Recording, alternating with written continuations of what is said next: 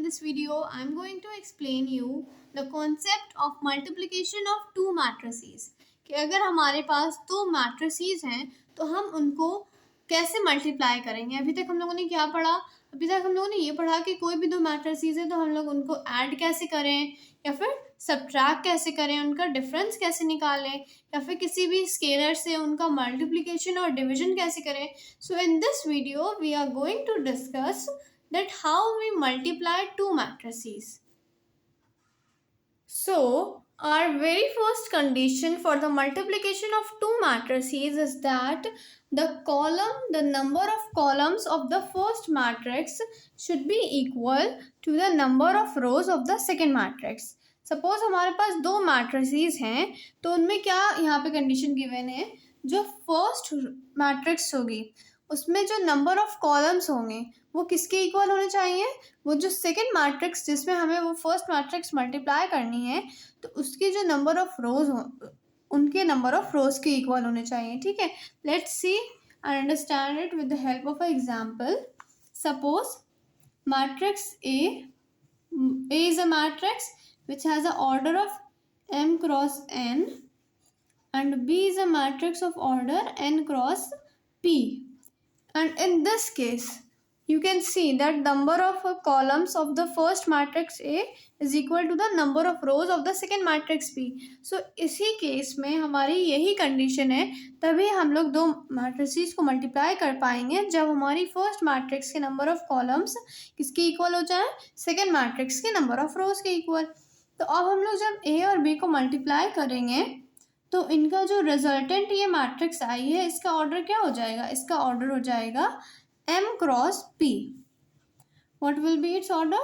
Its order will be like this. Okay, its order will be m cross p. So let's understand it with the help of an example. अब ये हमने simple सा example ले लिया है, इसके through मैं आपको समझाऊंगी कि हम लोग कैसे दो मैट्रिसेस को मल्टीप्लाई करते हैं। Okay, so let's start. We have to find A B. So first of all mention the matrix A 2 4 3 2 and then mention the second matrix which is B 1 minus 2 3 और 5। ठीक है, so सबसे पहले हम लोग जो हमारा फर्स्ट एलिमेंट होगा वो हमें कैसे मिलेगा, वो हमको ऐसे मिलेगा कि हम लोग जो फर्स्ट मैट्रिक्स है उसकी फर्स्ट रो को सेकेंड मैट्रिक्स के फर्स्ट कॉलम से मल्टीप्लाई करेंगे। ठीक है, इन दिस वे 2 1 ज़ा 2 एंड 2 4 minus 2 ज़ा -8। ठीक है, माइनस का यहाँ पे 8 आ जाएगा। देन हम लोग अब सेकेंड एलिमेंट फाइंड करना है ना हमें। फर्स्ट रो का सेकेंड फर्स्ट रो है लेकिन उसका कॉलम कौन सा है, कॉलम सेकेंड है। देन हम लोग फर्स्ट रो को सेकेंड कॉलम से मल्टीप्लाई करेंगे। 2 3 ज़ा 6 प्लस 20। देन इसी तरह हम लोग ये वाले एलिमेंट्स को भी फाइंड करेंगे, A21 को और A22 को। सो लेट्स सी 3 1 ज़ा 3 -4 हो जाएगा और ये क्या हो जाएगा 9 plus 10।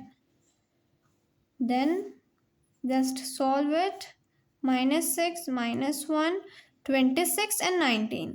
So in this way we have find the matrix AB, the product of two matrices A and B को हम लोगों ने क्या फाइंड कर लिया है, हम लोगों ने AB का प्रोडक्ट फाइंड कर लिया है।